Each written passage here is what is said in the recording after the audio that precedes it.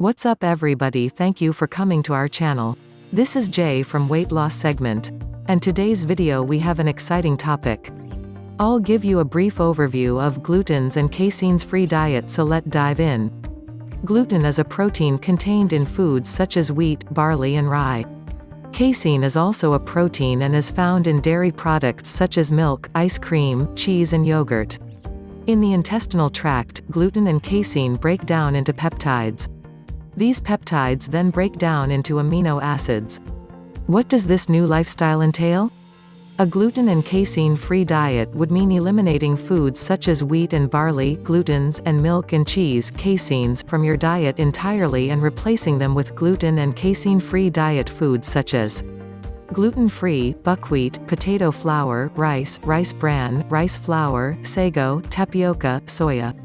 Casein-free, rice milk, soy milk, coconut milk. Scientific evidence suggests that following a gluten and casein-free diet may be beneficial in autism, irritable bowel syndrome, and other chronic illnesses.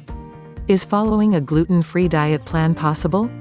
Being asked to avoid gluten and casein may seem like an impossible task.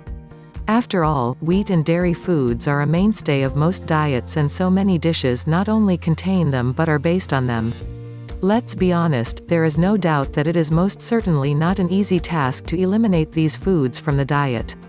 However, with some effort and planning it can be done, and you will be surprised to learn how quickly one adapts to gluten and casein-free diet, as it very quickly becomes a lifestyle. Gluten and casein is hidden in all kinds of products, and it is a case of reading labels very carefully to make sure they are suitable for a gluten and casein-free diet. Eating at home versus eating out. Instead of buying pre-made meals, preparing them at home gives you much greater control over what goes into a meal. Eating out can be tricky, as you will have much less information about what is in your food. On the positive side, restaurants are becoming increasingly health conscious, and it is not uncommon for restaurants to add gluten and casein-free diet symbols next to certain dishes on their menus. You will find that once you are aware, you will find that there are actually many good alternatives to foods that contain gluten and casein. As you become familiar with these foods, you will realize there are actually a lot of nutritious and tasty foods you can eat. Living according to a gluten and casein-free diet is a lot easier than you think. So thank you for watching this episode. And I really hope that can help you as well, and let us know your experience.